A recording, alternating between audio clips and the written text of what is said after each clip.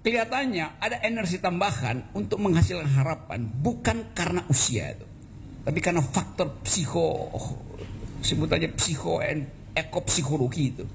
Jadi konsep senior living itu adalah satu konsep utuh tentang manusia yang terus-menerus ingin mengeksistensialkan dirinya.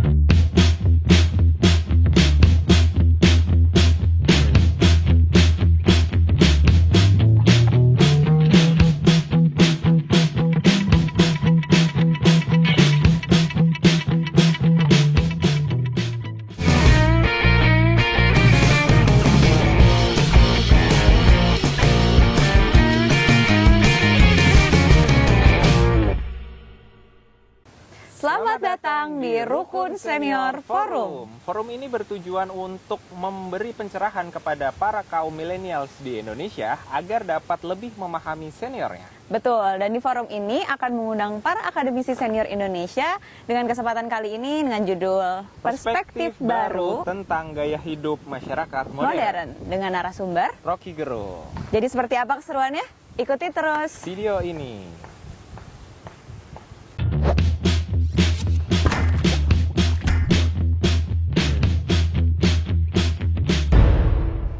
Oke, terima kasih teman-teman Rukun Senior Living dan BWM, juga ibu-ibu dari tempat yang paling bagus pasti itu. Udah delay ya, oke. Saya mulai pelan-pelan ya sambil cari cara supaya kita bisa aktifkan percakapan hari ini. Karena demensia sebetulnya saya tahu urutan diagnosis medisnya, tapi saya menganggap bahwa ada hal lain, yaitu selain brain damage yang orang bisa hitung kapasitas otak kita, mungkin ada listrik yang terganggu sehingga amigdal kita nggak bisa baca secara cepat, lompatan arus listrik di situ. Tapi oke, itu soal fisiologi, urusan ilmu kedokteran. Tapi seringkali juga awalnya adalah semacam defisit dalam kognitif. Jadi defisit kognitif itu membuat orang ragu untuk mengucapkan kalimat, gugup untuk mempertahankan argumen, cemas untuk punya pendapat. Itu menyebabkan demensia, menyebabkan Alzheimer juga tuh. Jadi sebetulnya ada wilayah lain yang mau kita bicarakan sekarang, yaitu bertanya, kenapa kepikunan itu makin cepat berlangsung di Indonesia tuh? Terhubungkah itu dengan situasi sosial kebudayaan kita yang gagal mengaktifkan pikiran itu? Ini hipotesis saya sebagai orang yang sekedar pembaca jurnal ilmiah itu. Kalau kita lihat senior kita, founding person kita, founding parents kita, di awal-awal kemerdekaan nggak ada yang mengalami kepikunan karena bertengkar terus dalam policy, di dalam studi. Haji Agus Salim itu sampai umur 80 masih kuat bertengkar di forum dunia dengan logik yang kuat, yang bagus. Pak Emil Salim sampai sekarang masih jadi teman diskusi saya. Nggak ada kepikunan sama sekali.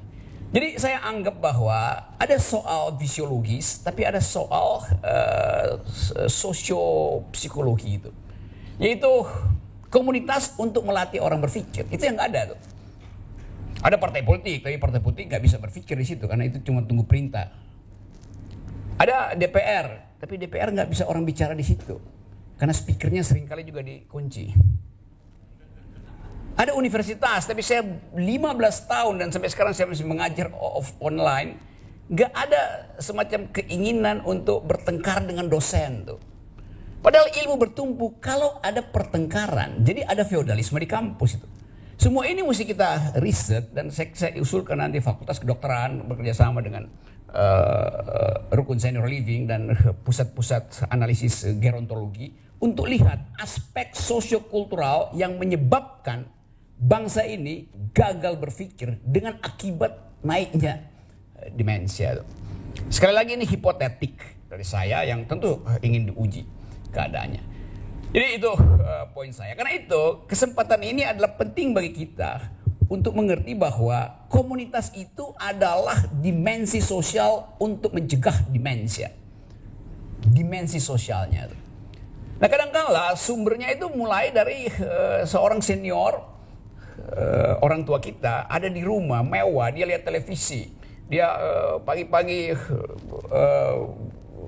hiruk pikuk tetangganya, tapi dia sendiri tidak punya teman bertengkar, teman berpikir. Ada keluarga, tapi keluarga rawat dia untuk memanjakan dia. Padahal dia butuh satu forum, satu situasi, satu community yang membuat dia merasa bahwa saya ingin bertengkar. Kenapa saya disuruh, udah bapak ibu diam-diam aja, nanti mau makan apa? Di kulkas ada sop salmon, nanti di freezer masih ada Häagen-Dazs itu. Jadi tidak diasuh sebagai seorang yang pernah punya pengalaman hidup sendiri.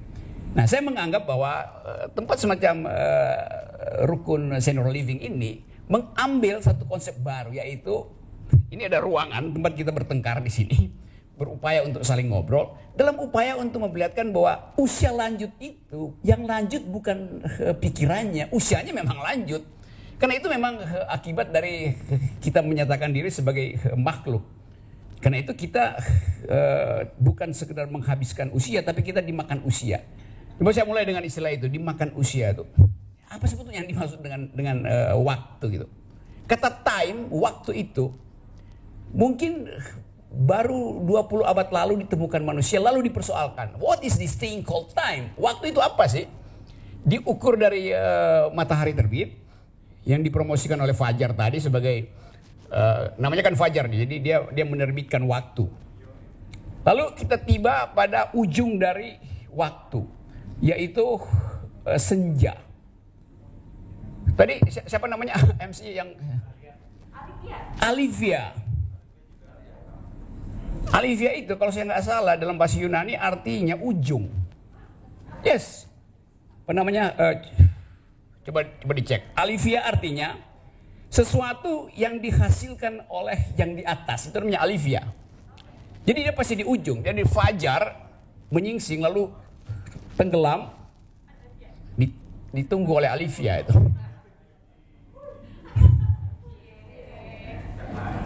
Tapi lebih baik tunggu saya daripada tunggu fajar. Lebih berguna. Jadi sekali lagi kita coba obrolin ya. Ada semacam mentalitas pada masyarakat Indonesia yang menganggap bahwa orang tua itu sesuatu yang udah disebut senior, dia udah menyelesaikan hidupnya. Karena itu tinggal diasuh. Padahal manusia itu tidak pernah berhenti untuk mengaktifkan dirinya sendiri. Itu namanya kondisi eksistensial manusia. Di dalam filosofi kalau kita sebut manusia adalah potensi, artinya setiap detik dia bisa menghasilkan ulang hidupnya. Itu namanya status manusia secara filosofi. Dia bisa mengubah koordinat sosial, koordinat dirinya dengan mengambil keputusan. Jadi seorang senior kalau dia berhenti mengambil keputusan, dia memang langsung jadi pikun. Dengan kata lain, bukan sekedar senior, setiap orang yang berhenti mengambil keputusan itu yang langsung dipikun. ABG, millennials yang nggak mau membuat keputusan langsung jadi pikun juga tuh. Karena dia menentang sifat evolusi manusia untuk survive.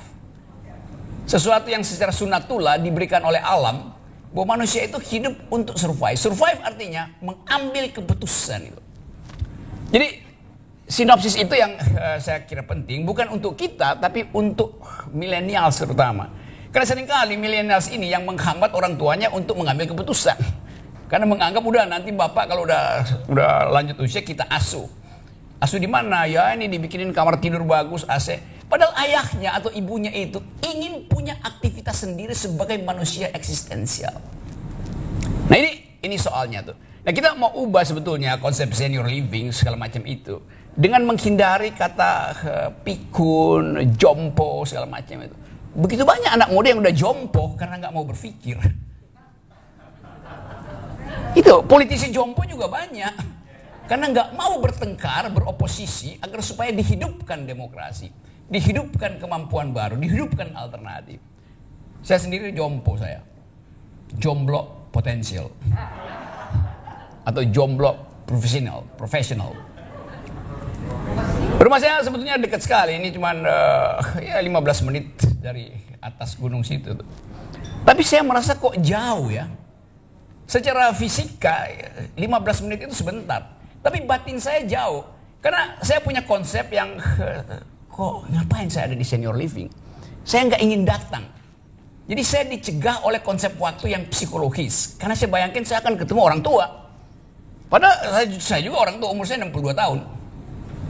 Tapi waktu saya anggap bahwa di rukun senior living ini ada komunitas berpikir, saya tiba-tiba merasa bahwa oke, saya percepat tiba di sini tuh.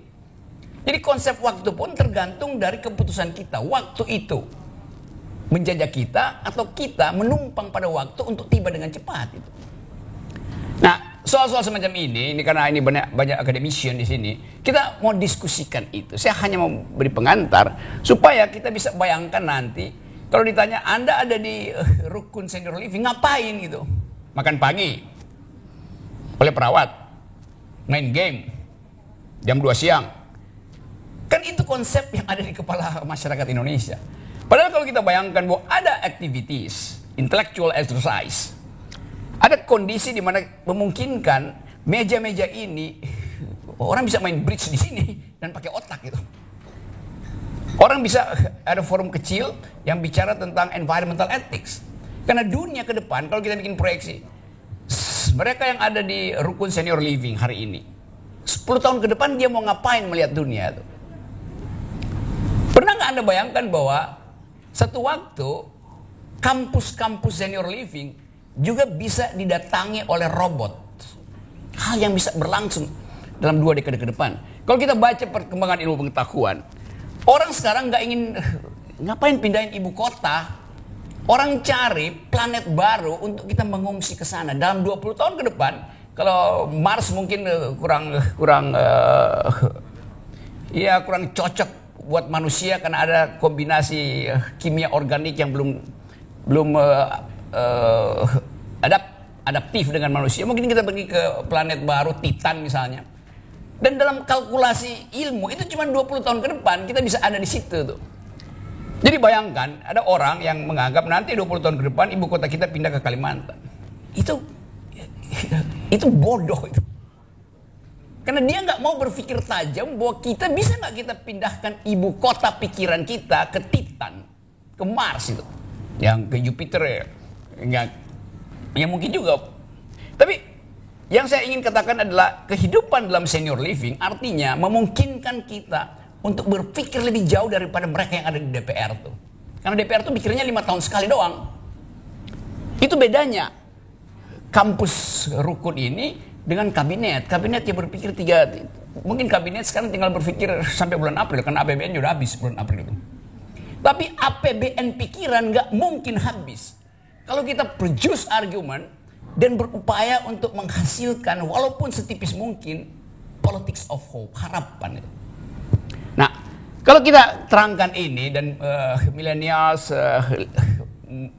mau bergabung, kita bisa bikin sama-sama community of thought, komunitas pikiran. Dan itu pasti, bahkan millennials kalau berdebat dengan komunitas di sini mungkin tertati-tati. Karena bagaimanapun kesenioran itu menunjukkan bahwa ada akumulasi pengetahuan yang dia miliki. Selain akumulasi modal tentunya, orang yang merasa independen, dia ingin mengembalikan pikirannya itu supaya nggak diatur orang lain. Jadi sekali lagi teman-teman, kita diskusi, saya jangan panjang-panjang dulu supaya ada sesuatu yang kita sisakan untuk kita pertanyakan. Nah, kuncinya adalah lakukan secara rutin aktivitas semacam ini supaya kita bisa beritahukan bahwa senior living itu bukan tempat orang cari suaka karena usia tuh. Senior living itu adalah tempat orang memaksimalkan kembali potensi yang pernah dia miliki sebelum dia dinyatakan sebagai senior living hanya karena KTP-nya bertulis seumur hidup. Padahal yang seumur hidup itu ada otaknya, pikirannya. Jadi dengan cara itu kita rubah mindset agar supaya pengetahuan kita tentang waktu, tentang usia juga kita lekatkan dengan pengalaman kita dan kemungkinan kita untuk menerbitkan dunia baru. Nah, dunia baru itu yang nanti kita bicarakan, bagaimana pengaruh teknologi pada kehidupan senior, bagaimana new kind of environmental ethics sekarang mendominasi dunia. Bagaimana agar supaya cara kita hidup betul-betul bergembira karena kita punya pikiran. Pikiran hanya disebut pikiran kalau dia diucapkan dan dibantah, disanggah. Nah, kehidupan semacam ini pasti ada di dalam situasi senior living. Kenapa? Karena otak tidak mungkin berhenti itu. Otak hanya bisa dihentikan bukan oleh kimia, tapi oleh kehendak dia sendiri. Saya bisa hentikan otak saya sekarang juga. Tapi saya juga bisa katakan, oke, bangkitkan lagi otak itu. Jadi spirit itu datang dari komunitas. Saling kirim otak, saling tukar otak, saling mempersoalkan otak. Itulah inti dari kehidupan. Tentu ada bagian yang lebih rohani, bahwa pada akhirnya kita mungkin bertumpu pada semacam, oke, karena ada hari akhir, maka saya nggak mau berhenti hari ini. Kan itu intinya kan. Pesan rohani juga begitu sebetulnya tuh. Saya kira itu, sebelum saya bicara hal-hal yang menyimpang, maka saya hentikan dulu. Terima kasih. Nah, kebetulan saya juga akhirnya saya jadi dokter spesialis bedah saraf, dan pasien saya juga banyak yang dikatakan pikun. Banyak yang dikatakan pikun. Jadi nanti kalau yang banyak pikun, jadi kalau orang-orang yang pikun ini sebenarnya kita harus nggak semuanya demensia. Itu kita harus terima begitu. Karena sebenarnya sebagian itu bisa ditanggulangi kalau memang pikunnya disebabkan oleh karena ada suatu pembendungan cairan otak. Jadi banyak sekali orang-orang yang tidak tahu, karena kerjaan saya begini, maaf ya saya, kerjaan orang-orang itu tidak tahu bahwa ada pikun-pikun yang bisa diantisipasi. Misalnya kalau kita lihat orang yang udah mulai pikun terus jalannya begini nih, maaf ya, jalannya begini. Ya, banyak nggak yang kayak gitu? Banyak. Jalannya begini, pikun-pikun dan ngompol-ngompol. Nah, kalau itu bisa diantisipasi dengan segera, maka kita bisa pasang pintasan di sini, cairan dari otak itu kita alirkan ke perut. Dia nanti jalannya gagah lagi dan tidak pikun lagi. Kira-kira lebih senang yang gimana? Ya, itu kerjaan saya, Pak. Bang. Dibikin jalan tol dari otak ke perut gitu ya. Iya, itu namanya jalan tol, pintasan. Iya. Nah, kemudian orang tua saya juga dokter juga, sampai 81 tahun masih praktek. Saya juga bantu Prof. Satya, sampai sekarang beliau 83 tahun masih praktek. Artinya apa? Tadi dikatakan oleh Bang Rocky, masih bisa berdebat. Ya, dulu juga presiden kita, Pak Harto tuh gak masih sampai umur sekian masih bisa mimpin negara. Nggak pikun-pikun beliau. Kenapa? Karena masih bisa berdebat sama menteri-menterinya. Iya kan? Nah, jadi memang kalau benar kata Bung Rocky bahwa kalau kita masih ada aktivitas, otak itu masih, kegiatan masih bagus, insya Allah, saya harus katakan insya Allah, itu kegiatan masih bagus buat para senior kita. Nah memang dari pengalaman saya, orang-orang yang sudah senior ini, mereka ingin bertemu. Kenapa? Karena musuhnya udah nggak ada, kebanyakan sudah berpulang, ya sudah menghadap yang kuasa. Jadi untuk bicara aja, bicara itu sama anaknya kadang-kadang udah nggak nyambung, ya kan? Apalagi sama cucunya, dianggap cuma merepoti saja. Akhirnya untuk ketemu, mereka ingin ketemu, mereka terpaksa ngantri di poliklinik saya untuk bicara. Kenapa? Mereka saling ngobrol. Itu yang mereka butuhkan. Jadi yang kayak gini orang-orang mungkin nggak tahu, ya. Ya ini blessing yang saya terpaksa ngomong di sini. Balik saya juga nggak tahu. Saya diminta jadi panelis beliau. Jadi ini nggak ada satu helai daun pun tanpa izinnya Allah yang jatuh. Jadi saya disuruh sini untuk berhadapan sama Bang Rocky Gerung yang luar biasa ini. Jadi orang-orang itu yang senior-senior memang kepingin bertemu. Mereka ingin bertatap muka, mereka ingin berbincang. Mereka juga masih bisa olahraga. Waktu itu yang ngajar olahraga kebetulan budenya istri saya. Jadi dengan olahraga yang teratur mereka bagus. Pada waktu itu kita bantu mereka berjualan, orang-orang yang lansia ini, dan jualannya kalau nggak habis dokter-dokter harus beli. Waktu itu program lansia belum ada. Nah ini bagus, akhirnya dibawa menjadi contoh, dibawa ke India, dan mulailah program lansia di Indonesia pada waktu itu. Saya juga jadi ikutan, jadi kroco-kroco lah di situ. Nah sekarang cuman satu yang dari Bang Rocky yang saya belum setuju adalah KTP seumur hidup. Sekarang semua KTP seumur hidup Bang Rocky. Ya, yang umur 15 tahun pun KTP seumur hidup. Itu yang aneh. Kenapa nanti mereka jadi lansia mukanya masih tetap seperti itu di KTP? Saya nggak tahu kenapa bisa begitu ya bikin KTP ya. Tapi begini, memang yang Bang Rocky katakan itu betul. Jadi dengan kita masih banyak aktivitas, itu insya Allah kita walaupun kita mengajak usianya bertambah, itu masih tetap aktif.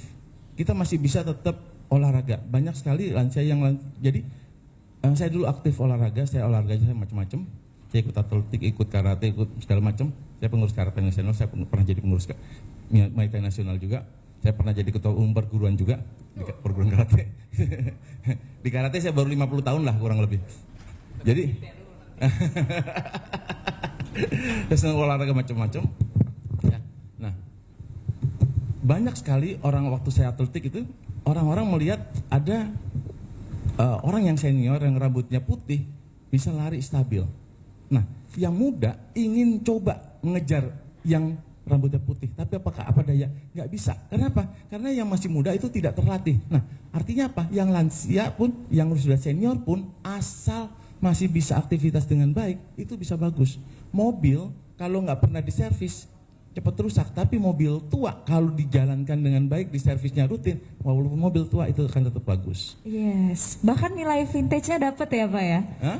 Nilai vintage-nya dapat ya. Nah, cuman ya memang kita, kenapa waktu itu saya memikirkan kita cari yang expatriate dulu, karena untuk merubah mindset di Indonesia itu tidak seperti orang membalikan tangan.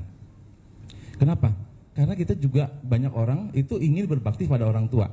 Betul, walaupun kadang-kadang sebenarnya tidak berbakti, kurang berbaktinya. Jadi berbaktinya dengan cara yang beda, mungkin cara mindsetnya masih tadi belum dirubah. Kita semua ingin berbakti pada orang tua, kenapa?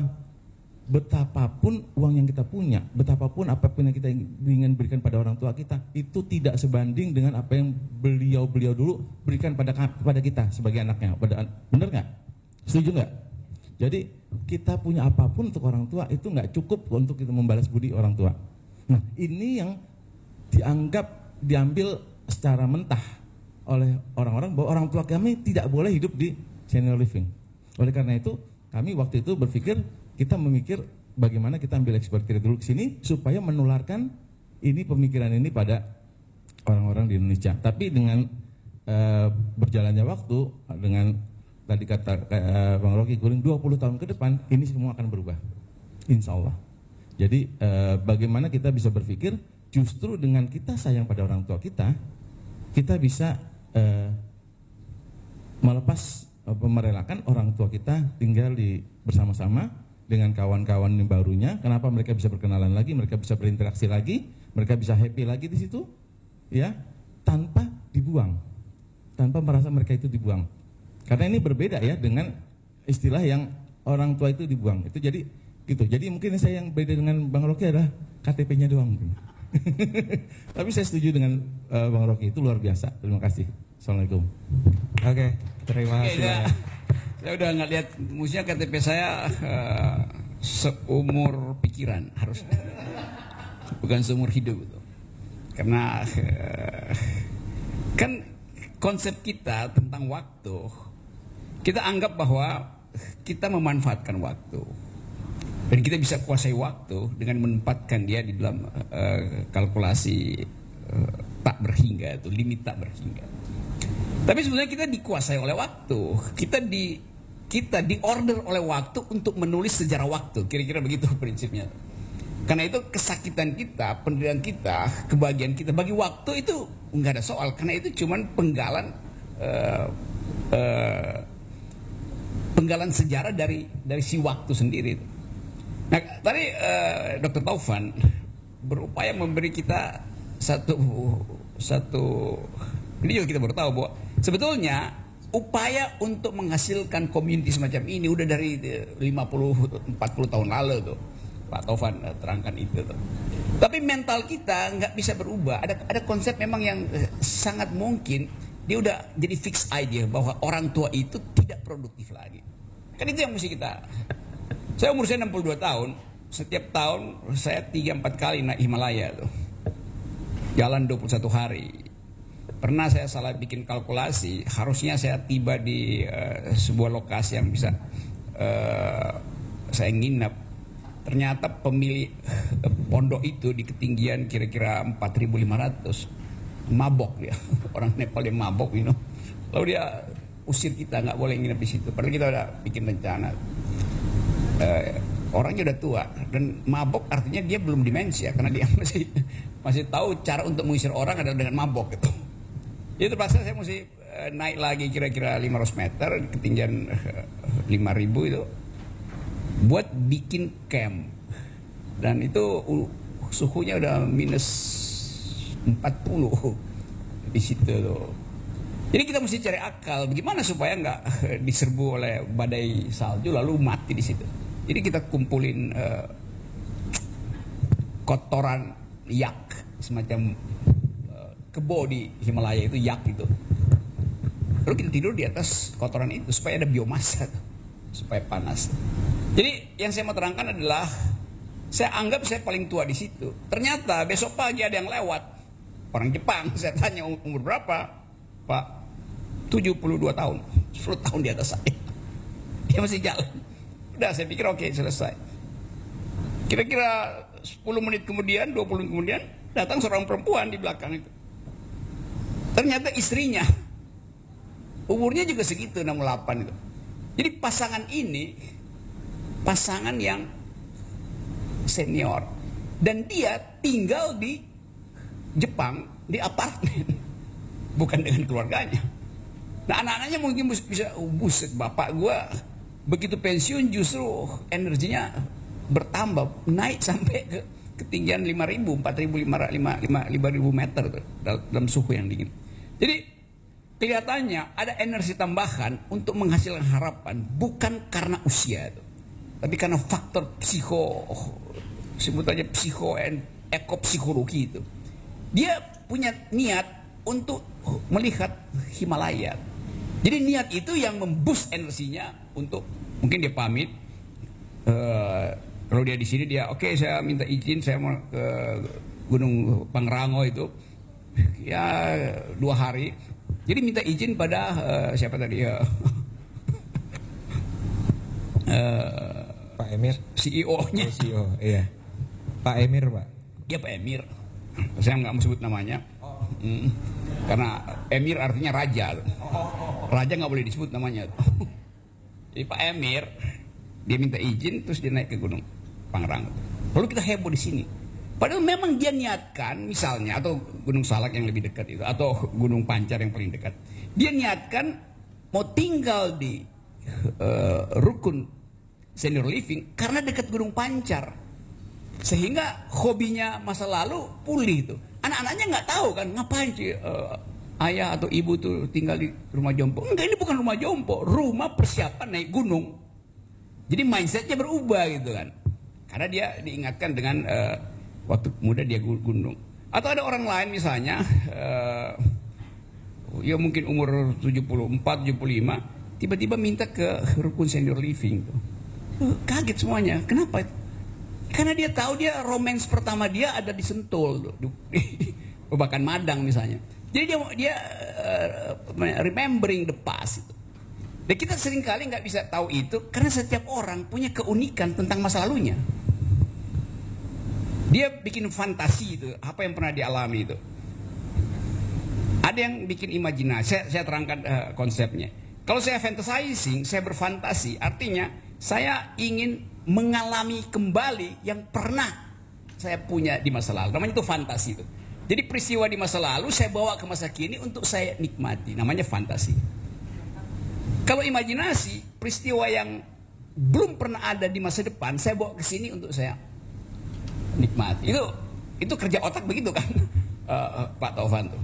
Misalnya, kenapa cinta pertama nggak pernah pudar? Karena fantasizing. Lalu seluruh peristiwa itu seolah terbuka kembali bahwa dulu ini adalah kebun teh, sepasang kekasih kuliah di IPB, mondar-mandir di kebun teh, terus terjadi kecelakaan kecil, ada petir, saling pelukan, kawin. Karena itu dia ingin fantasizing itu dengan mendaftar di rukun senior living, kan begitu kan?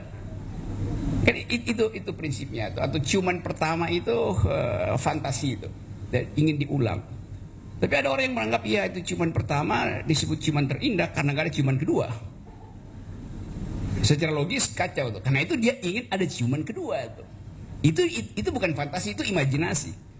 Ciuman pertama di bibir kedua misalnya. Kan itu sesuatu yang sangat bagi seorang senior, wah itu konsepnya ciuman pertama di bibir kedua. Dia nggak pernah alami itu. Dia berpikir dia akan dapat pasangan di rukun senior living. Hal itu mesti kita buka sebagai potensi kemungkinan. Karena romance bisa terjadi di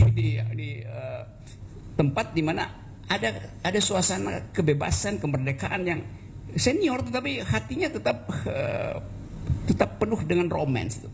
Jadi konsep senior living itu adalah satu konsep utuh tentang manusia yang terus-menerus ingin mengeksistensialkan dirinya.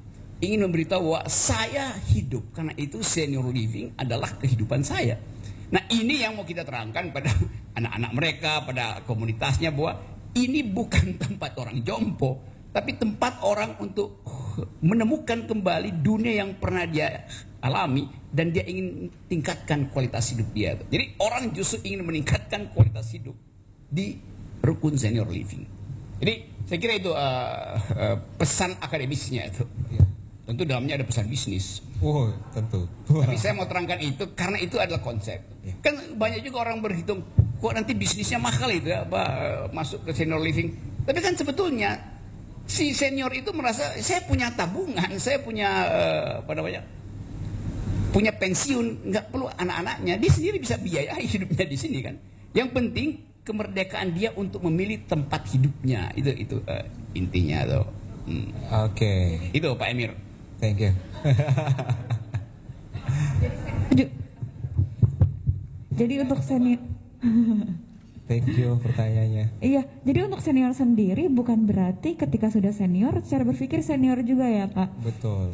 Malah Tetap- justru makin mateng gak sih? Betul. Makin senior makin mateng karena terus-terusan ditempa dengan diskusi-diskusi yang menarik. Yes, jadi harus bisa tetap aktif juga. Betul. Nah, untuk yang selanjutnya kita sambil mobile juga dari Zoom, ada sifatnya open to discuss. Jadi dari Ipong Tegera Pribadi dari Malang, izin bertanya, bahwasannya mindset senior living seperti apa yang dijelaskan Profesor Rocky Gerung adalah memaksimalkan kembali potensi. Mungkin lebih ke potensi dia untuk Sebagai membangkitkan senior ya. senior gitu melalui Ya, itu bridging-nya kita nangkap itu karena orang anggap kok bisa ada rejuvenizing,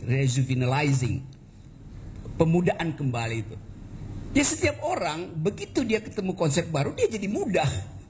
Kan itu intinya kan. Pengetahuan baru membuat saya merasa muda itu. Walaupun orang bilang ya udah tua. Ya tapi saya punya pengetahuan baru. Artinya rongga otak saya itu menemukan hal yang baru, karena itu saya jadi muda. Juga organisme kita kan di dalam ilmu kedokteran nih ada dokter, nanti saya cari referensinya tuh. Kalau satu sel di kita itu dia rusak, tubuh kita itu punya mekanisme untuk menghalangi sel yang rusak itu mengganggu sel yang hidup, kan begitu kan? Sehingga sel itu dirancang oleh alam, diberikan hak untuk bunuh diri, kira-kira begitu prinsipnya. Istilah kedokterannya apoptosis, tuh, bener kan? Apoptosis. Jadi potensi apoptosis itu adalah fasilitas alam semesta supaya kita selalu baru. Nah kalau gagal apoptosis, dia metastasis, selalu dia mengganggu tuh. Kalau udah mengganggu, datang ke dokter Tovan, nanti gunting bagiannya mengganggu tuh, bedah saraf begitu. Jadi bayangkan misalnya konsep kepikunan itu sebetulnya konsep kultural, bukan konsep eksistensial. Nah kita ingin terangkan tadi pada pertanyaan bagus bahwa kita aktifkan aja supaya kita cegah sel kita itu mengalami mengganggu sel yang hidup. Jadi tenangkan sel itu, bilang sel Anda udah cukup, silahkan lakukan apoptosis, silahkan bunuh diri supaya yang baru itu terbit. Silahkan kelopak yang udah mekar 2-3 hari silahkan gugur karena ada sprout baru, ada kelopak baru yang ingin hidup. Kan itu filosofinya tuh. Jadi sebetulnya sederhana. Nah, mindset ini sekali lagi yang ingin kita install ke dalam otak kebudayaan bangsa ini. Bahwa bangsa ini tidak pernah menjadi tua. Yang jadi tua adalah politisi. Makasih. Thank you. Oke, silakan. Silakan, Mbak. Saya senang nih karena biasanya saya kasih ceramah politik udah bosan saya ngomongin. Ini enak betul. Ada ambien lain. Selamat siang, selamat Ya, pagi menjelang siang. Sebetulnya saya agak ragu-ragu nih mau ngomong karena Bapak Rocky Gerung ini udah terkenal macan gitu lah kalau di depan itu. Jadi saya apakah akan diterkam atau dibelai-belai saya nggak tahu nih Pak. Enggak, kalau di sini saya nggak jadi macan, saya mau jadi kupu-kupu. Indahnya. Karena banyak kembang di sini. Pak Rocky Gerung dari tadi promo terus ya. Oke.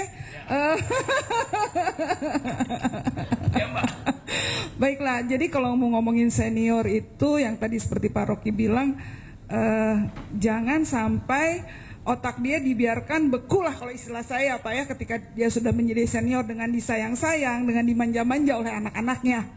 Karena kalau dalam filosofi agama yang kami anut itu kan ketika orang tua sudah sepuh, sebaiknya kita sayang-sayang gitu kan. Udahlah nggak usah terlalu banyak kerja, diam aja di rumah gitu kan. Tapi sebetulnya saya mengambil satu filosofi lain dari seorang dokter geriatri yang ada di Bogor. Namanya Dr. Sediono, beliau sudah sepuh juga, sudah sekitar 82 tahun. Jadi menurut dia salah satu yang bisa kita hambat untuk tidak menjadi demensia atau menjadi senior yang pasif yang hanya tinggal nunggu adalah mempersiapkan diri. Mempersiapkan diri menjadi senior yang bahagia, mandiri, dan kita bisa berkualitas juga. Jadi saya rasa ini memang itu kembali kepada kita-kita yang ada duduk di sini. Kita memang harus mempersiapkan diri. Begitu ya Pak Rocky ya. Jadi sebelum menjadi senior yang ditempatkan di suatu senior living yang hanya untuk duduk-duduk aja, mungkin memang kita harus mempersiapkan diri. Kalau menurut saya sih begitu. Gimana menurut Pak Rocky? Pak Rocky? Saya nggak mungkin nggak setuju.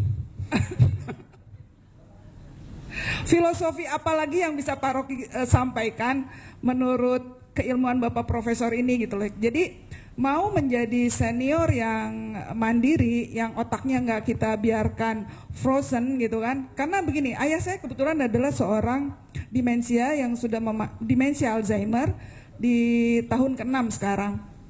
Bapak saya ini amat sangat aktif di masa mudanya sebelum demensia menggerogotinya Alzheimer-nya ini. Dia selalu berolahraga dan dia selalu tampil di organisasi menjadi ketua, entah itu di organisasi olahraganya ataupun organisasi lainnya gitu. Jadi kami pun ketika beliau didiagnosis menjadi seorang demensia Alzheimer, kami kaget gitu loh. Kok bapak saya bisa ya gitu. Jadi saya teringat barusan omongan Pak Rocky bahwa biarkan dia berantem, biarkan dia berdebat. Karena saat itu kami melihat bahwa wah ayah saya udah kebangetan nih berdebatnya, yuk kita berhentiin gitu loh Pak. Jadi ternyata karena gini, kami berpikirnya gini, wah ini resikonya kita nih nanti anak-anaknya gitu. Resiko apa? Resiko kena malu lah nanti kalau ada orang-orang menghujat gitu kan Pak. Apa kami sudah siap atau tidak gitu kan? Karena ayah saya kebetulan adalah turunan dari keluarga Tengku Umar dari Aceh maksudnya. Okay, iya. Dari Aceh Pak, bukan keturunan Tengku Umarnya. Jadi kalau ngomong kenceng, kalau mau marah main sabet aja dia marah gitu. Sampai kita bilang ini, ayah kita kan salah, kenapa sih harus dimarahin? Masa orang salah harus saya bilang, oh kamu pinter, salah ya gitu ya. Jadi orang salah itu harus dibaik-baikin gitu. Jadi kita tuh ngelihatnya gini, udah deh ketika beliau sudah memasuki usia 65 tahun, yuk kita berhentikan dia dari hal-hal yang berbau diskus yang berdebat gitu. Dia juga seorang politisi, jadi yuk udah kita berhentiin gitu. Tapi memasuki usia 80, beliau langsung menjadi melemah. Nah itu loh Pak Rocky. Jadi apakah memang kita para anak muda yang akan menjelang senior, kami masih usia 40-an gitu ya Pak ya, apakah kami harus mulai mempersiapkan diri ketika karena menurut dari data dari Alzheimer Indonesia, orang-orang terkena demensia itu sekitar di usia 60. Betul ya Pak Dr. Tovan ya? Ketika usia 60 tahun rata-rata sudah mulai terkena demensia ya Dok ya? Ada perubahan dengan otaknya ya Dok ya? Nah, biar makin seru nih, kayaknya lebih enak Pak Rocky untuk Ibu Yuyun dan dokter kita di tengah nih. Dan Bapak, jadi dari segi Jangan, Pak Rocky udah di depan dia beliau udah seorang star yang oke gitu loh. Jadi datangnya udah luar biasa. Kita biar semakin hidup Ibu. Jadi dari segi Alzi seperti apa, dari perspektif dari dokter, bahkan dari Bang Rocky Gerung seperti apa. Yuk kita ke tengah aja. Dari segi bisnis juga dari Bapak Yunino Yahya, silahkan di depan biar kita diskusinya makin hangat. Oke. Kita kasih aplaus biar semakin semangat. Silakan. Yo. Oke, ini tadi saya minta tolong Pak Taufan dulu, Dokter Taufan, untuk sedikit terangkan klinikal anamnesia tentang keadaan itu tuh.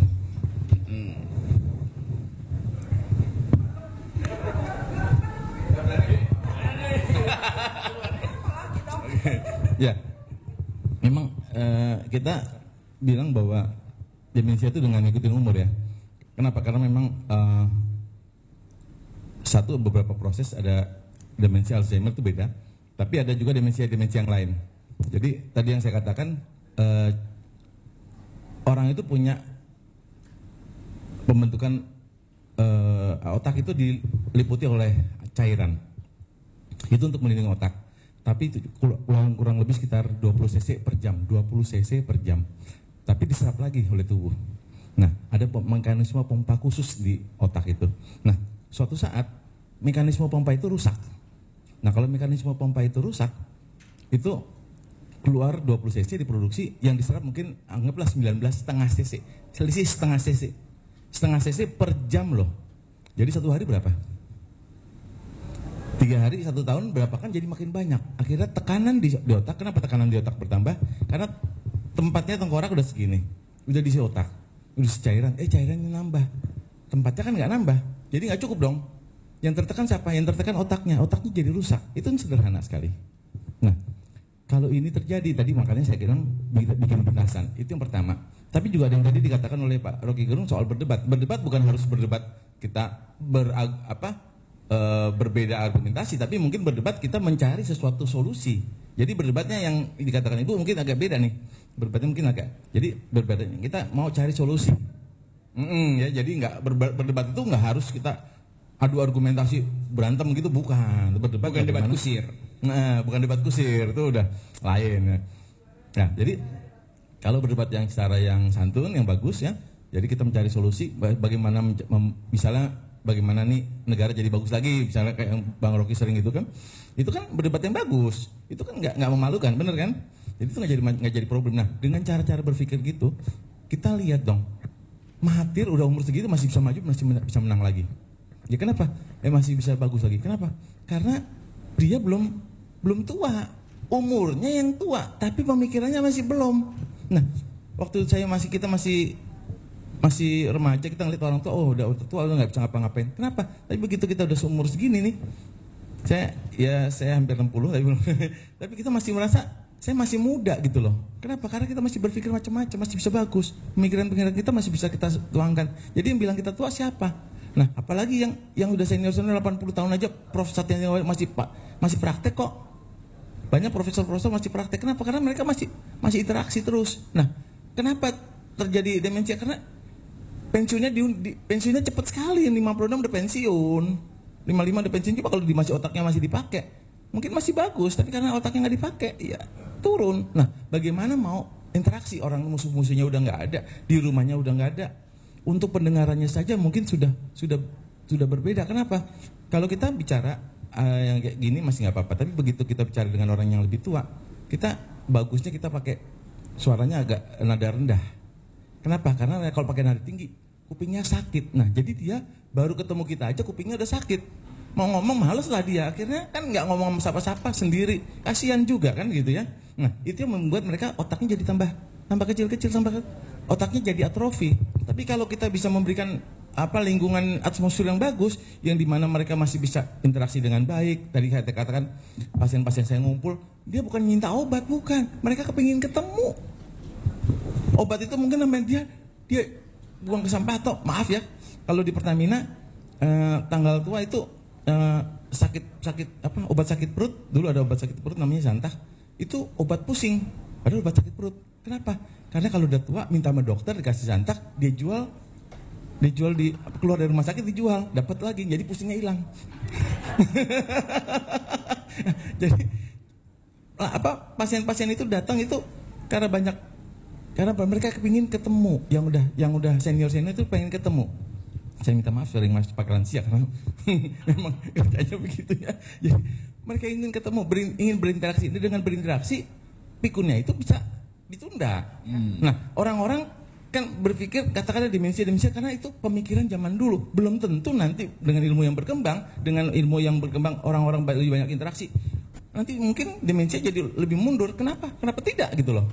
Kita harus berpikir maju, jangan berpikir harus begini enggak. Dulu bumi dibilang datar, ya kan? Tapi ternyata bumi itu bulat. Kan pemikirannya udah beda waktu, beda pemikiran.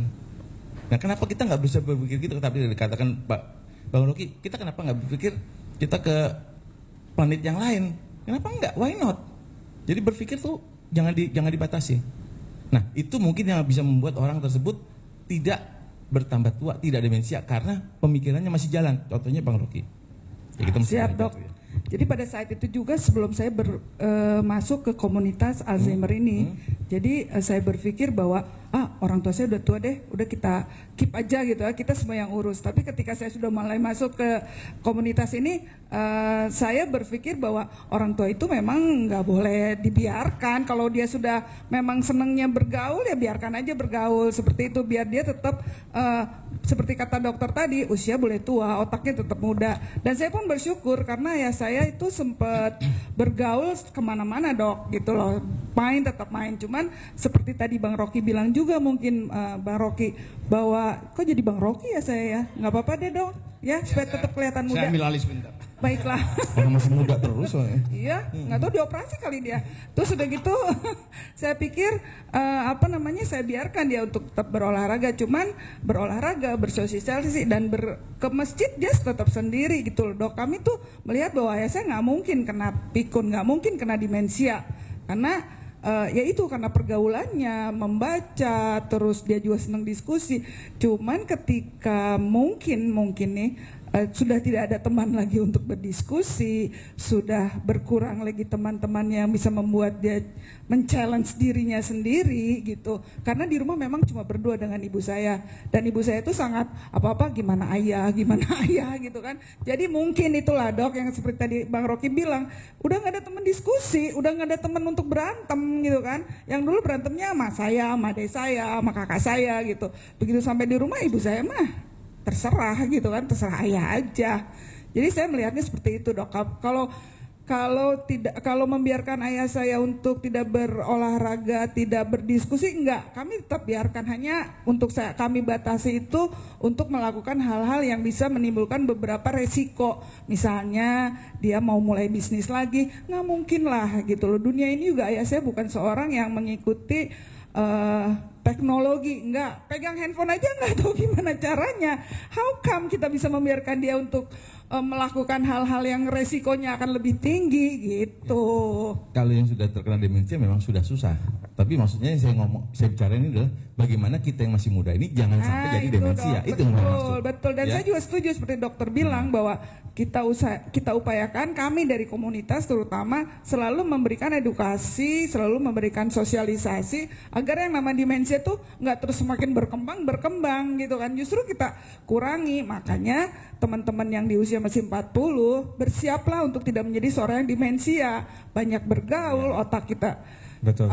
Kita bukakan, dan kalau perlu sering-sering ketemu dengan Bang Rocky, kita sering-sering berdebat ya Bang Rocky ya. Siapa tahu tambah sehat loh otak kita, betul? Setuju ya? Setuju, Bos. Setuju banget. Tepuk tangan dong buat star kita hari ini nih, Bang Rocky Gerung. Sering ketemu saya bisa dipanggil polisi kamu. Cuman udah biasa lagi. Udah biasa saya juga, Bang Rocky, tenang aja.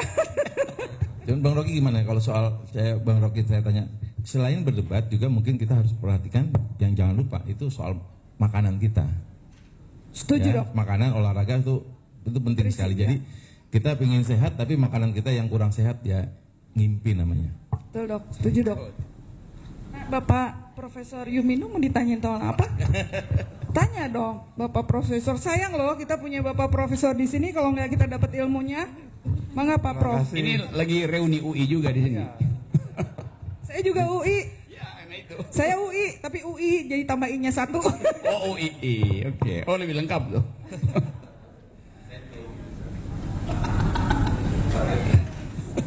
Baik, Assalamualaikum warahmatullahi wabarakatuh. Terima kasih, saya mendadak, sebenarnya undangan mendadak dari Mbak Wiwi diminta datang. Jadi saya juga tadinya nggak tahu, Prof. Dok, apa mau ngomong apa, agendanya apa. Cuman tadi dari diskusi yang berkembang, oh ini bicara tentang pikun dan masa tua. Dan saya perlu kasih tahu ini sebenarnya reuni karena saya dengan Bung Rocky itu seangkatan di FPB UI tahun 78. Cuman dia nggak pernah muncul lagi. Cuman ada di daftar penerimaan Skalu, ada namanya di ada nama saya. Karena saya pacarannya di Rawamangun, nggak di Salemba. Iya, akhirnya pindah ke Rawamangun. Keseringan naik gunung kayaknya Bang ya. Di sini banyak teman-teman FPUI juga. Terima kasih sekali lagi. Baik, mungkin tidak berpanjang kata, saya ingin menyampaikan buat yang belum pikun. Sebenarnya ada hadis Rasulullah SAW gitu, bagi barang siapa yang mempelajari Al-Quran, membaca dan menghafal, itu akan terhindar dari pikun. Itu jelas, itu hadisnya udah jelas itu. Jadi buat yang belum pikun dan belum mulai belajar Al-Quran, mulailah dari sekarang. Ya. Dan sebenarnya juga saya menyesal juga mulainya agak lama. Sebenarnya kalau kita membaca Al-Quran dari sebelum mata kita jadi plus, itu insya Allah nggak akan plus juga mata kita, Dok.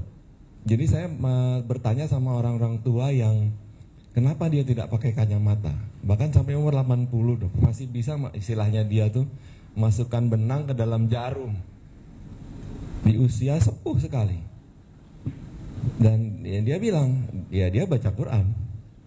Jadi Al-Quran itu kan hurufnya tetap sebesar itu kalau Al-Quran yang standar ya. Jadi dia terus baca, pagi subuh bangun tidur subuh baca, habis sholat dia baca, mau tidur dia baca. Jadi matanya dia tetap menghafal font itu, besaran font itu. Nah yang kedua, ada hadis yang lain juga, bagi yang sudah pikun juga tidak usah sedih, karena dijamin pahalanya tetap dihitung semasa sebelum dia pikun. Jadi diulang lagi pahalanya itu, diulang lagi sampai dia wafat. Itu buat yang sudah pikun. Nah itu dari sisi agama Islam ya, mohon maaf bagi yang tidak berkenan. Itu ada hadisnya jelas. Dan kalau kepikunan itu juga dicantumkan dalam Al-Quran, bahwa setiap manusia itu pasti akan pikun. Maksudnya akan memasuki usia itu, atau artinya ada masanya akan seperti itu. Akan kita dikembalikan lagi sebagaimana kita waktu masih kecil, masih baru lahir. Ada di Al-Quran, saya lupa ayatnya, tapi surat Yasin, ya di surat Yasin ada, dan beberapa ayat. Sebenarnya di surat Watini, Atin juga ada di situ ya, bahwa kita akan kembali ke situ. Nah, dan itu tadi saya mau ngomong apa jadi lupa lagi gitu. Jadi udah lupa nih. Ya, jadi semua ada sebenarnya. Dan juga mungkin kalau kita pernah dengar ahli-ahli kesehatan juga, saum, puasa itu juga bisa memperlambat ketuaan, katanya begitu. Nah, juga yang udah tua rajin-rajinlah puasa, karena kita tidak tahu besok atau kapan kita akan hilang. Dan insya Allah kalau kita meninggal wafat setelah puasa atau pas hari puasa, itu jasad kita bersih insya Allah. Ya bagi yang senang memandikan jenazah ya, itu kan sering ditekan-tekan perutnya untuk mengeluarkan isi perutnya gitu ya, mohon maaf. Itu juga ada rasa apa ya, ada ganjelan gitu ya ketika kita melihat kotoran itu gitu. Nah, bagi yang saum itu bersih insya Allah ya. Jadi saya ingatkan itu juga, hari ini 3 hari ini ada saum Ayamul Bid namanya, 3 hari tengah bulan yang disunnahkan Rasulullah SAW lebih daripada sunnah-sunnah saum yang lain. Ya, jadi itu hampir wajib sebenarnya ya kita puasa di tengah bulan. Saya juga nggak tahu apakah ada hubungannya dengan bulan purnama gitu, karena di tanggal 13, 14, 15 setiap bulan kita sunnah yang tidak pernah ditinggalkan Rasulullah SAW itu. Ya, di sunnah yang lain mungkin lebih pernah ditinggal. Jadi ini resep aja yang mungkin yang saya ikuti ya, dan mudah-mudahan saya tidak kena pikun, karena pikun ini juga nggak tahu gitu ya, apakah kita kena atau tidak kena. Nggak ada yang tahu insya Allah. Walaupun ada upaya-upaya mencegah seperti tadi. Ada orang-orang yang sudah melakukan ini pikun juga akhirnya gitu yang walau alam saya nggak tahu juga ya. Jadi apa? Walau alam mungkin, tapi memang di Quran ditulis kok ya. Nah ada doanya ya, doa yang mungkin kita bisa juga belajari ya, dan itu kita baca pagi, subuh, ba'da subuh dan ba'da asar. Allahumma ini minal hammi wal hasan, minal azzi wal kasal, minal jubni wal bukhal, a'udzubika min qalabadid daini wa qahril rijal. Ada itu ya, itu doa terhindar dari kemalasan, kepikunan, hutang dan kejahatan orang. Nah, itu ada juga doanya itu. Nah, itu silakan di Google ada insya Allah. Ya, itu. Jadi sebenarnya ada resep-resepnya. Nah, mungkin yang secara medis, yang secara fisik ya tadi ya, olahraga, naik gunung. Angkatan 78 itu masih naik gunung Himalaya juga, yang di FA mereka dulu namanya Fit 50 ya, itu masih sampai ke puncak Himalaya gitu. Nggak tahu sekarang Fit 60 atau masih apa enggak, tapi mereka ada yang sudah kena meniskus tapi masih bisa naik sampai ke atas gitu. Saya nggak ngerti juga gimana caranya. Saya nanya sama dia, gimana lo caranya? Ya dinikmati aja sakitnya. Meniskus itu sakit banget ya. Jadi saya dulu gemar lari naik gunung, turun gunung sama-sama polisi, karena saya di KPK dulu. Itu kan bergaulnya sama polisi muda tuh di Megamendung, itu kan konturnya naik turun. Saya ikut lari sama mereka dan saya di depan gitu. Tapi satu hari badan saya nggak mampu lagi tuh. Jadi tulang rawan saya robek sebelah kanan ini. Dan itu karena katanya high impact waktu muda. Itu zaman muda kan lari kadang-kadang nyeker, ya misalnya di Senayan ya kita lari di Senayan di aspal nyeker kadang-kadang. Sekarang udah sepatu udah yang canggih ya, dulu kan enggak. Nah ternyata berdampak kepada dengkul.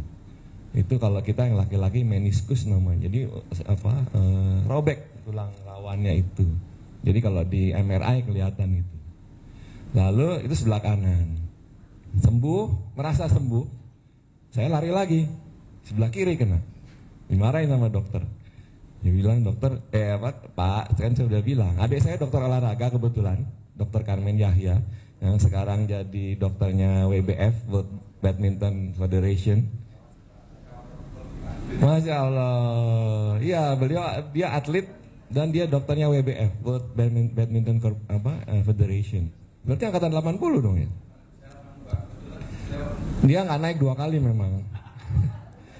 Karena dia biasa latihan 3 kali seminggu, 4 kali seminggu. Oke, senang sekali.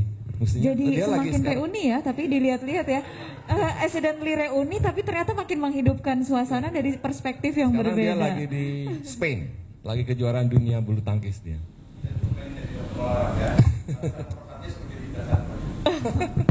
Baik, itu mungkin sharingnya, nanti mungkin kita bisa tanya jawab. Terima kasih. Saya udah dipotong sama moderator, jadi time to stop. Aduh, sebenarnya nggak bermaksud seperti itu Pak. Justru tadi seru banget dari segi spiritualitas ya. Kita dapat juga tadi, terus dari Bang Rocky juga waktu ngomongin tentang secara fisiknya, naik gunung segala macam. Jadi sebenarnya jadi senior itu bukan berarti kita akhirnya nggak bergerak seperti layaknya waktu dulu. Mungkin ada beberapa yang harus turun, menurun secara fisiknya, tapi secara mental tadi ya harus terus berkembang. Terus juga dari Ibu Yuyun dari Alzi, bagaimana akhirnya dealing dengan orang tua yang kondisinya demensia dan Alzheimer. Ternyata dari perspektif anak seperti apa, lalu bagaimana harus menghadapi orang tua dengan kondisi demensia Alzheimer. Bahkan yang seru tuh kemarin kita sempat bahas tentang sandwich generation. Itu juga menarik untuk dibahas lebih dalam. Mungkin jadi seperti apa dari segi anak-anak muda mungkin harus bisa menerima, dari segi senior seperti apa, lalu dari senior sendiri sebenarnya harus mengerti dari anak-anak muda itu seperti apa. Mungkin dari Pak Rocky Gerung ingin menambahkan? Oke, selalu ada crossfire antar generasi, itu hal yang udah ya lumrah karena kecepatan berpikir, kondisi ekologis yang berbeda, ada kebosanan, ada situasi letargi itu, kemalasan tuh. Tapi intinya adalah produce ideas itu. Dan ide itu tidak harus datang dari buku rumit-rumit. Kan kita selalu bisa berpikir terbalik gitu. Jadi kalau kita biasakan untuk berpikir terbalik misalnya, kita bisa pertanyakan banyak hal. So do think the unthinkable tuh. Saya sering kasih contoh dalam soal lingkungan misalnya. Kalau ada sebatang pohon, lalu kita tebang pohon itu artinya kita sekaligus menghalangi aliran sungai itu. Tapi nanti orang protes kan sungai itu kan yang turun dari gunung ke laut. Tapi kalau kita berpikir sebaliknya, bahwa setiap pohon, di dalam setiap pohon ada sungai yang mengalir. Di dalam setiap pohon ada sungai yang mengalir.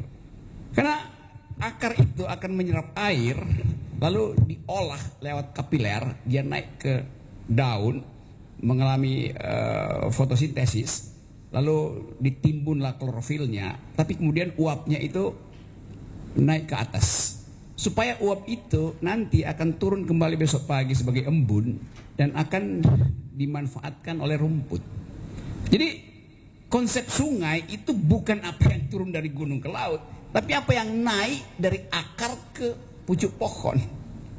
Nah itu ide yang bisa membuat kita berdiskusi kan. Karena orang akan tanya, loh kalau begitu sungai itu kan sungai air itu turun ke laut secara fisika karena beda potensial. Karena ada ketinggian maka air itu turun itu. Kan rumusnya kan gampang kan, setiap di dalam H tertentu, dalam ketinggian tertentu, benda itu punya energi potensial. Jadi air turun ke laut karena ada potensial. Bagaimana mungkin air bisa naik ke atas itu? Kan secara fisika beda kan. Tapi kalau kita tahu tadi, dokter, kan ada kapiler yang sebetulnya dia bisa bikin air itu manjat.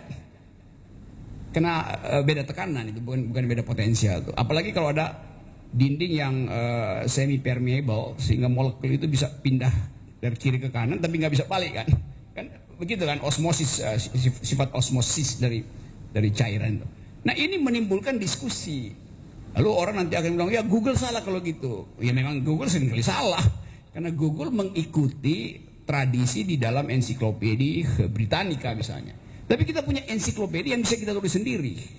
Misalnya Wikipedia itu ensiklopedia kita bisa tulis sendiri, kita bisa atur sendiri. Demikian juga kehidupan senior living dalam komunitas beginian, timbul ide. Nah, jadi percakapan itu yang kadang-kala millennials nggak paham bahwa di dalam komunitas senior living itu ada new ideas. Karena percakapan tadi orang ingin punya ide tapi dia nggak punya kesempatan. Bagaimana caranya gue mau debat lo, mau kasih tahu ide gue? Ya bergerombol aja di ruang tunggu Dr. Taufan. Kan dia ngobrol di situ akhirnya kan.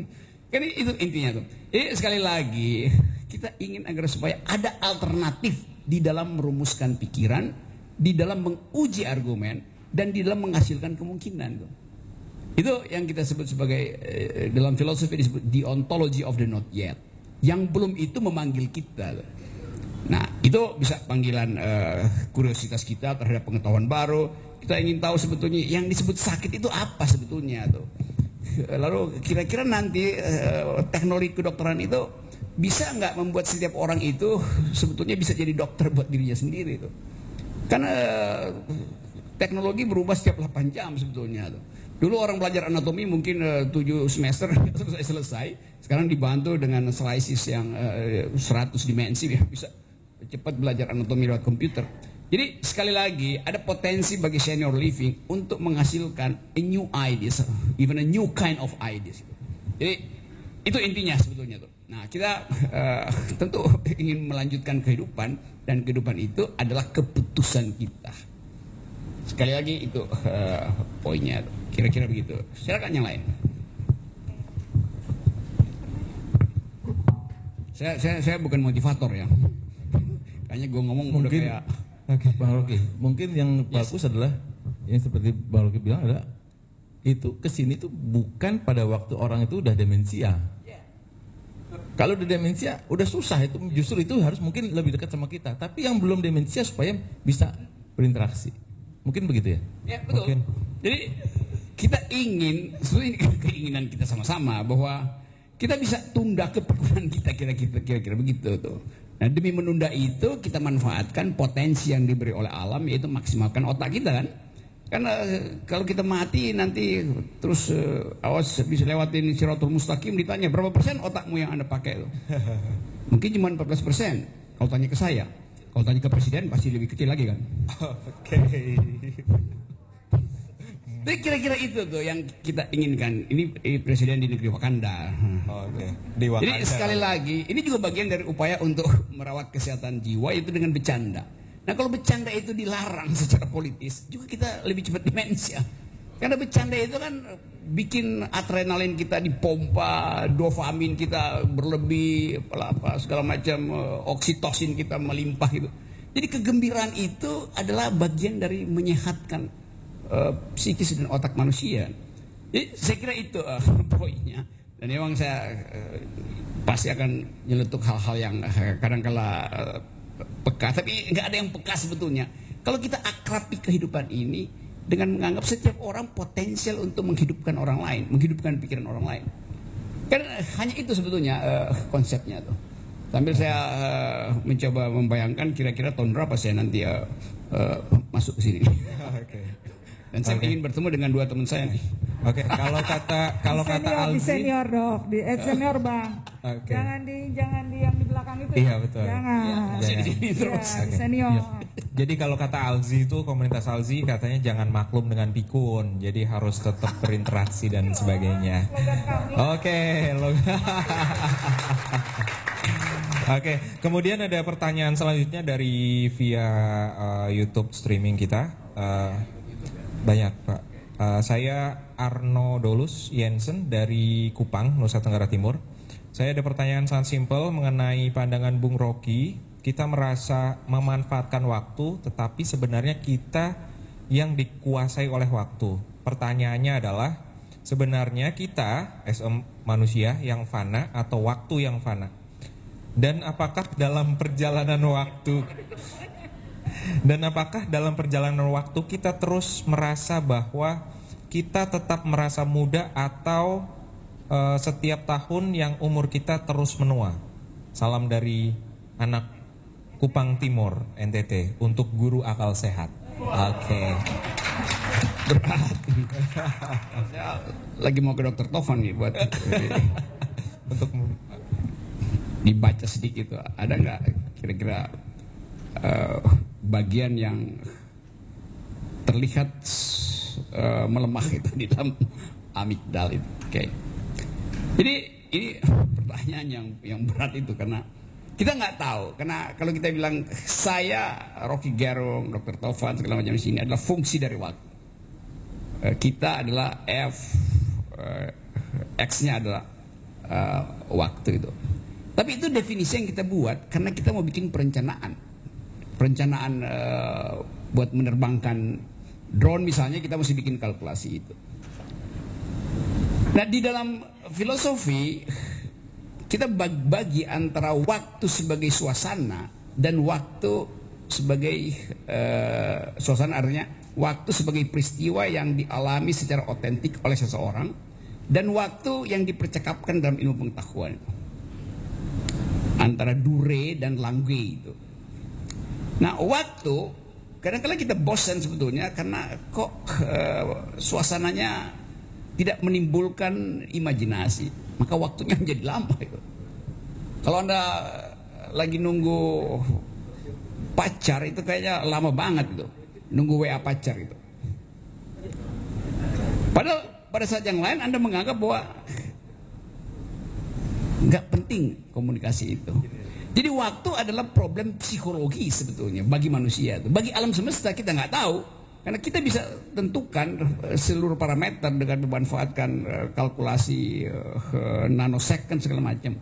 Tapi intinya tadi pertanyaan itu mau mengatakan bahwa kita berkejaran dengan waktu atau kita dikejar oleh waktu itu. Dua-duanya membuat beban pada hidup kita. Tadi saya terangkan di awal bahwa Semua peristiwa kita dicatat oleh waktu, bukan kita yang mencatat waktu, tapi kita dicatat oleh waktu. Untuk apa? Untuk kepentingan si waktu. Nah, keadaan ini yang membuat orang seringkali frustrasi, menganggap bahwa usia itu setara dengan waktu. Padahal sebetulnya bukan itu yang ingin kita promosikan, bahwa usia kita itu adalah waktu yang kita sebut sebagai suasana. Jadi usia seseorang itu menentukan cara dia menerbitkan suasana hatinya sendiri. Waktu itu tergantung dari suasana hati orang. Bisa jadi panjang, bisa jadi pendek, bisa membosankan, bisa menyenangkan. Kita bisa perpanjang kalau dia menyenangkan. Tandanya apa? Ya dihitung hormon-hormon tertentu yang menyebabkan hati orang itu bergembira tuh. Jadi sekali lagi, buat kehidupan kita nanti dalam upaya membayangkan masa depan, kita coba pelihara satu prinsip bahwa kalau kita meninggal, toh kita punya status yang sama, yaitu jadi mineral. Cacing, saya dan cacing itu statusnya sama. Begitu kita dikubur, kita jadi mineral. Berguna nggak berguna, sebab bumi terima kita lagi. Pak Presiden dengan kodok sama statusnya tuh. Begitu meninggal jadi mineral juga tuh. Sama-sama jadi mineral gitu kan. Jadi nggak ada sebetulnya perbedaan fisiologis antara yang tua dan yang muda tuh. Meninggal muda sama meninggal tua akhirnya jadi mineral tuh. Nah, yang membedakan kita adalah kemampuan kita untuk menghasilkan suasana. Jadi suasanalah yang membuat kita hidup. Jadi sekali lagi produksi suasana. Saya kira itu buat teman yang ada di Kupang. Iya, oke. Semoga nyampe pesannya langsung ke Kupang ya. Sekarang karena teknologi jadi bisa gitu ya. Kita semua lagi di Sentul, di Bogor, tiba-tiba bisa pesannya dari Paroki Gerung bisa sampai ke Kupang. Ya, Sentul itu artinya senang betul. Oke. Ada terus ya. Emang dibiasakan untuk terus berpikir juga begitu. Oke, nah karena di tengah juga ini udah isinya orang-orang yang luar biasa ya, Mas Fajar ya. Pengen tahu juga sebenarnya kalau mungkin dari segi medis atau mungkin tadi dari segi spiritualitasnya atau dari sisi bagaimana anak-anak sebagai anak dari orang tua yang kebetulan orang tuanya dengan kondisi demensia Alzheimer gitu. Nah tadi kan soalnya sempat kakak juga nih tentang yang sandwich generation. Nah tadi juga sudah sempat dijelaskan oleh Paroki Gerung. Kalau dari perspektif masing-masing dari tengah, saya pengen tahu ya biar rame nanti juga audiens dari yang online juga bisa ikut meramaikan. Mungkin ada argumen-argumen atau pertanyaan bagaimana menyikapi tentang sandwich generation itu tersebut.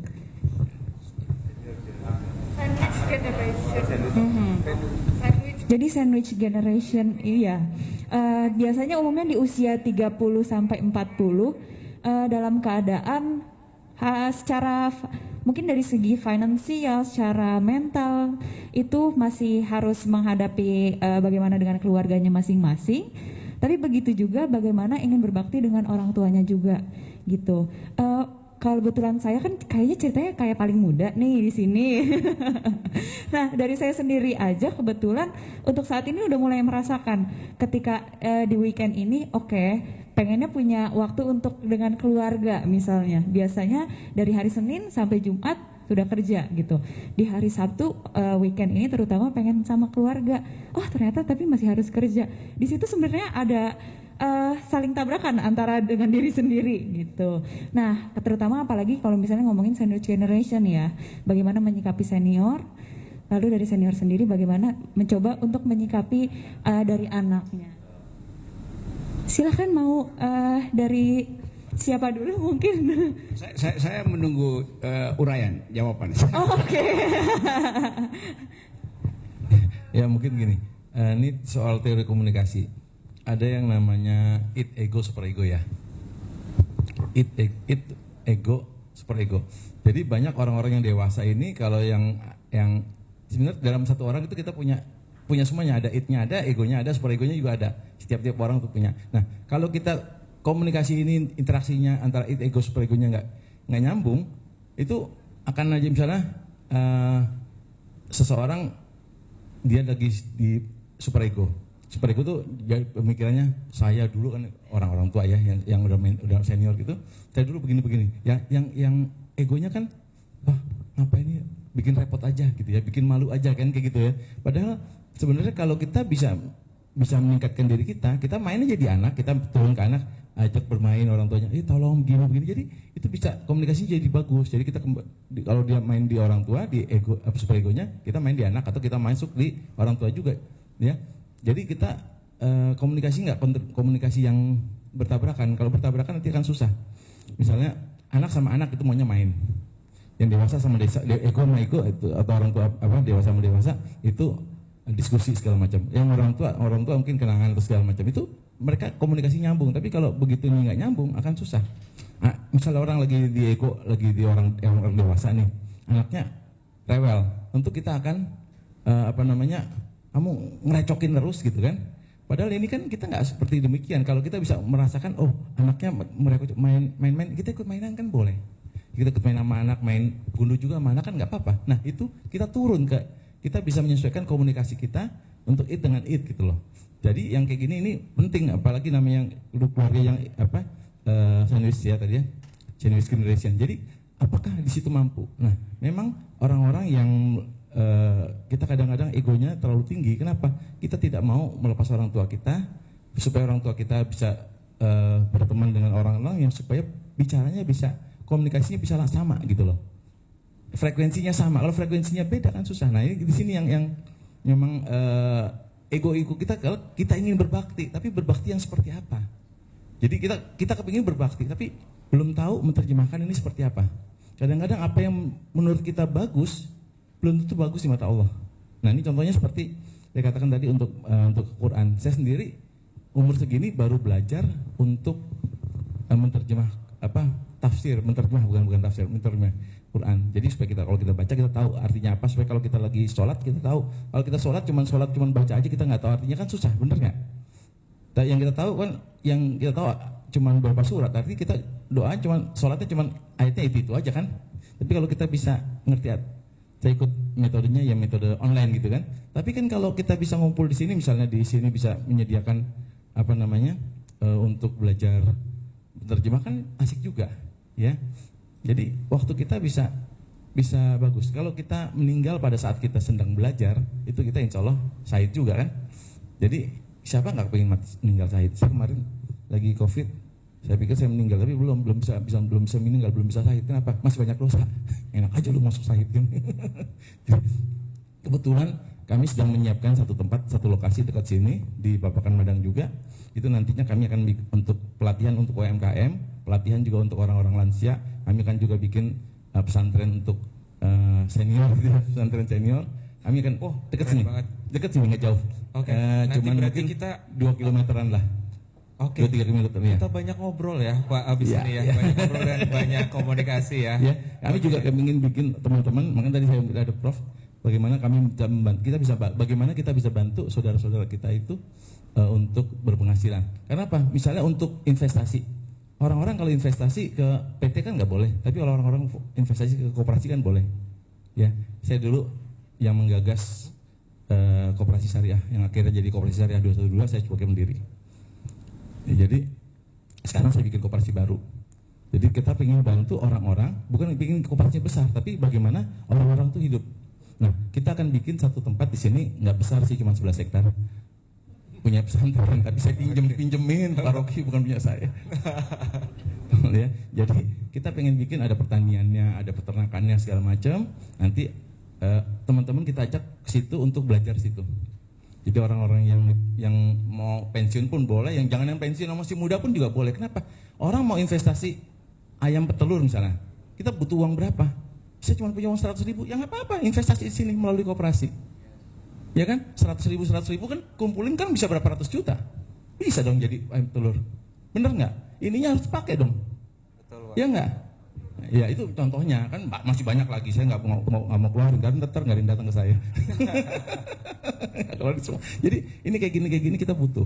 Dan ini dulu saya lontarkan sama Habib Rizik, alhamdulillah bagus gitu. Saya suruh datang lagi, tapi sama yang bos ini saya nggak ditanya jawab. Ada bilang nanti idenya Dr. Tovan seperti apa, malah saya dilarang presentasi. Ya saya diem aja. Saya nggak mau ngelawan ulama kan, nggak boleh. Tapi ini karena apa? Karena dulu konsep saya untuk bikin minimarket itu adalah jihad. Ini sorry, saya terpaksa saya buka. Konsepnya itu jihad. bukan mencari uang. Kalau sekarang kan akhirnya mencari uang, susah. Tapi kalau kita jihad, bayangkan di tiap daerah sekarang saya buka sini. Bayangin kalau kita bikin uangnya kan uang yang dipegang korporasi cukup besar. Kita bikin satu lokasi. Ini begitu udah jadi, serahkan pada masyarakat sekitar. Masyarakat sekitar akan memiliki ini kan, minimarket ini akan dimiliki oleh masyarakat sekitar. Mereka akan beli di situ. Sehingga ada perbedaan selisih harga, mereka tetap datang. Yang sekarang enggak, yang punya dari sana dari sini. Orang-orang enggak merasa memiliki minimarket ini. Apa yang terjadi? Saya enggak punya saham di situ, saya enggak mau belanja di situ. Kenapa? Lebih mahal daripada di sini. Saya belanja di sini. Sederhana gitu loh. Tapi itulah yang terjadi. Apa yang terjadi? Ya ini rusak. Rusak yang disalahkan apa? Yang disalahkan yang bikin pengurusnya, karena ininya salah, mindsetnya salah. Yang disalahkan situ ya. Yang disalahkan ulamanya gitu, menjelekkan di situ. Padahal harusnya dengan konsep yang bagus, dengan kita punya konsep yang bagus tapi harus dijalankan. Kalau konsep yang bagus nggak dijalankan, ya percuma juga. Gitu loh. Nah, makanya ada Bang Rocky, ntar kalau itu saya mau undang juga. Karena apa? Kita harus bisa membuat masyarakat di Indonesia ini maju. Saya di koperasi saya nggak bikin koperasi untuk orang Islam, kan koperasi syariah. Kenapa? Saya ingin buka untuk orang semua agama. Kenapa? Karena yang penting untuk maju adalah bangsa Indonesia. Yang harus bisa buka main tuh harus bangsa Indonesia, harus bisa semuanya buka. Enggak cuman kita mikir yang kecil aja. Kita buka. Dan insya Allah kita akan buka, kita ngajak teman-teman ini, ayo dong kontribusi sama-sama biar negara ini berkembang. Sederhana aja. Orang-orang bikin air minum beda-beda merek, sehingga kalau orang mau beli lagi susah. Kenapa? Nggak tahu mereknya apa. Tapi kalau air minum itu satu merek semua, aku bisa goyang loh. Bener nggak? Nah, bisa kan pakai nama koperasi sini, silakan Anda pakai. Saya nggak minta kontribusi, nggak minta keuntungan, nggak jadi masalah. Ya kan, yang penting mereka semua hidup keuntungan buat kamu 100%. Tapi jangan lupa zakatnya misalnya masuk di yayasan sini, selesai. Itu yang saya pernah lontarkan. Itu kita bisa membangun Indonesia gitu loh. Nah, yang kayak gini buat orang-orang yang udah senior kan bisa masuk otaknya. Sehingga mereka bisa punya kegiatan. Kalau mereka punya kegiatan, nggak masuk sampai jadi Alzheimer. Jadi bagaimana kita mencegah Alzheimer adalah dengan kegiatan-kegiatan yang positif, dengan cara berpikir otaknya dipakai terus. Kalau otaknya nggak dipakai, ya cepat pikunnya, atrofi. Itu jadi benar yang Bang Luki harus berdebat, tapi berdebat dengan cara yang bagus. Demikian. Ya oke. Ini kan kita sering kali lihat komunitas ini sebagai enclave yang tertutup gitu kan. Jadi ini tadi Dr. Tovan, kan kita buka konsep senior living ini sekaligus sebagai satu komunitas produktif itu. Dan keinginan itu sebetulnya yang dari awal semua orang ingin lakukan. Tetapi ada konsep di tingkat policy negara yang kita tahu seluruh aktivitas yang potensial dilakukan oleh komunitas semacam ini itu diserap ke BUMN. Kan konyolnya begitu kan? Jadi sebetulnya menghidupkan ide koperasi sekaligus menghidupkan ide percakapan antara warga di situ. Jadi itu intinya kan. Dan dunia hari ini justru sedang sangat tergiur dengan ide kooperasi. Karena kita udah capek lihat bagaimana kapitalisme itu menghina akal sehat kita, memaksa kita untuk masuk dalam semacam algoritma konsumsi itu dan gak ada pilihan itu. Tadi saya baru baca seorang chef dunia itu di Amerika, dia gugat McDonald dan dia buktikan bahwa McDonald itu isinya racun itu dan dia menang. Jadi itu satu upaya untuk memperlihatkan bahwa dominasi industri yang betul-betul gigantik itu juga sumber penyakit sebetulnya kan. Karena nggak ada varietiesnya, pilihan-pilihan makanan juga terbatas gitu. Nah, kita masuk supermarket pasti kita tahu telurnya datang dari mana, udah selesai itu. Hak komunitas untuk menghasilkan telur sendiri itu tidak dijamin oleh negara. Nah, ini sebetulnya juga bagian yang bisa kita pikirkan sama-sama supaya kita hidupkan ide koperasi di Indonesia. Karena koperasi tetap satu sosok guru di dalam perekonomian kita. Ada negara lewat BUMN, ada sektor swasta yang melakukan akumulasi. Tapi seringkali yang swasta ini juga tinggal nunggu bisnis dari BUMN. Dan koperasi dianggap sebagai ya udah lu nanti trickle down-nya ke koperasi itu. Jadi kemerdekaan kita sebagai warga negara diucapkan di dalam kemewahan kalau kita bilang kita memproduksi sendiri kebutuhan itu untuk pertama-tama melindungi komunitas. Kan itu ide yang bagus. Nanti ada Profesor Jun yang Yahya yang punya kemampuan untuk mengkritik kurikulum di FEB UI. FEUI sekarang berubah jadi Fakultas Ekonomi dan Bisnis. Maksudnya FEK, Fakultas Ekonomi dan Koperasi. Maksudnya begitu. Silakan. Bro. Oke. Ya tadi mulainya kan, soal generasi Sandwich yang lagi kekinian. Ini jadi saya juga jadi ingat mahasiswa saya juga bicara soal ini. Sebenarnya generasi sandwich, saya generasi sandwich juga. Ya, dimana ketika saya tumbuh, tiba-tiba orang tua saya tidak mampu lagi gitu. Jadi mau nggak mau kita menyiapkan diri kita sendiri dan mendukung orang tua. Nanti tolong dipotong aja nggak apa-apa, karena saya kerjaannya dosen. Itu dibayar untuk ngomong 2,5 jam minimal satu sesi. Jadi kalau nggak di stop, saya bisa panjang terus nanti. Ya, jadi tadi saya mau bilang itu sebenarnya. Okay. Jadi itu ya, jadi soal itu mengenai generasi sandwich, dan sebenarnya itu di Quran juga ada. Ya, artinya beberapa ayat yang saya ingat, surat Al-Isra ayat 23 itu ya. Wala ta'budu illa iyahu walidain ihsana. Jadi tidak boleh menyembah sesuatu pun selain Allah, dan berbuat baiklah kepada ibu bapakmu. Dan itu berkali-kali diingat, kita tidak boleh berkata kepada orang tua. Karena apa? Kalau orang tua kepada anak itu tidak ada batasnya. Tapi kalau anak kepada orang tua banyak perhitungannya. Nah, itu yang jadi basis dari generasi sandwich ini sebenarnya. Mengingatkan itu. Jadi bisa kok bisa. Ya, artinya kita sisihkan dengan keterbatasan kita masih bisa menyisihkan sesuatu. Dan juga generasi sandwich itu yang saya suka ingatkan juga, jangan lupa menabung. Ini modal hari tua juga. Ya, jadi banyak teman-teman saya ketika hari ini, kami dulu banyak, saya termasuk, yang menabung di Jiwasraya untuk hari tua. Ternyata Jiwasrayanya rontok, kami dipotong pensiun kami tinggal 30%. Can you imagine gitu ya, kita berpikir kemerdekaan atau financial freedom ketika sudah usia pensiun, ternyata kenyataannya seperti itu. Nah, ini juga harus kita ada pikir, karena generasi milenial dan generasi Gen Z ini sekarang ini YOLO, you only live once. Jadi ngapain nabung, ngapain beli rumah, ngapain beli mobil. Musik aja tersedia semua, tinggal on gitu, nggak perlu beli CD, nggak perlu yang lain-lain. Nah, itu yang kedua, dan mungkin yang terakhir, saya mau mengingatkan kita semua, sudah waktu zuhur. Okay. Karena saya selalu juga begini pada siapapun sejak saya muda mungkin ya, mengingatkan untuk sholat di awal waktu, karena kita tidak tahu 5 menit lagi kita masih hidup atau tidak. Apalagi di pekerjaan saya dulu yang 24 jam terancam jiwanya gitu ya. Jadi saya selalu ingatkan anak buah saya,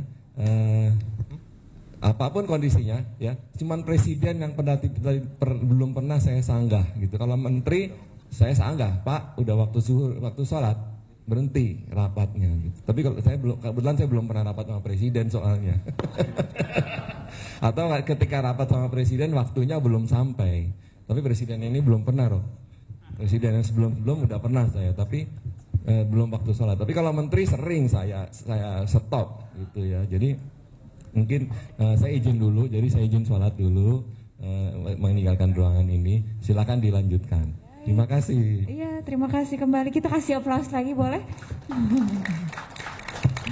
Oke, nah sebenarnya dari segi waktu pun nggak kerasa pasti ya. Dari tadi kita ngobrol terus udah kesana kemari, dan ini adalah episode yang pertama sebetulnya. Karena melihat antusias juga ternyata hangat ya. Bener, ternyata antusias banget dari teman-teman senior ini. Spiritnya masih muda-muda sekali. Harus. Sepertinya waktu 2 jam ini nggak cukup banget kayaknya. Kita butuh waktu berjam-jam lagi sepertinya ya. Iya. Nah, mengingat juga sebenarnya dari online juga ada beberapa lagi pertanyaan.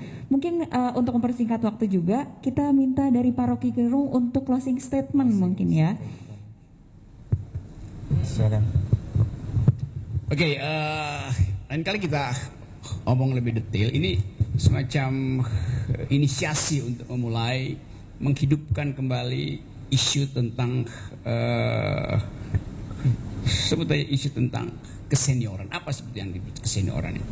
Jadi saya senang karena rukun senior living mengawali pembicaraan ini dan akan dibikin seri per seri. Jadi hanya itu sebetulnya kepentingan kita, dan kita mau ingatkan juga pada negara bahwa orang tua ini bukan beban itu, karena kemampuan mereka seringkali melampaui ekspektasi atau bukan ekspektasi, restriksi yang dibuat oleh negara tentang usia pensiun yang tiba-tiba 55 apa pensiun segala macam itu. Memang itu ada problem untuk menghitung beban dari generasi sandwich tadi untuk membiayai yang di atas yang kita sebut sebagai beban bagi apa istilahnya sekarang bonus demografi itu kan. Tapi kita tahu bahwa justru kalau kita nggak buka ini, maka bonus demografi itu akan jadi beban pada negara.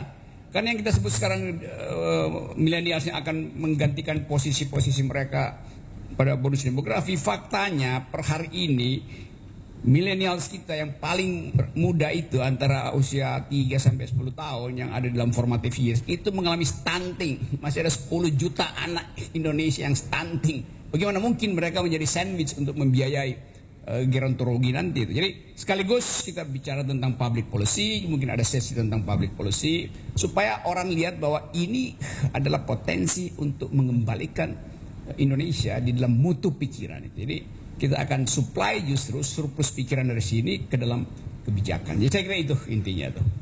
Dan kata Helen Keller, seorang yang tunarungu, hidup itu adalah kenekatan untuk mengalami adventure atau tidak sama sekali. Jadi kalau kita berhenti untuk adventure, itu artinya kita mengumpankan diri pada demensia. Jadi saya kira itu poinnya. Mereka yang punya problem dengan kesehatan dalam 2 menit ke depan, silakan hubungi Dr. Taufan. Oke, terima kasih. Baik, terima kasih banyak. Mari kita berikan aplaus.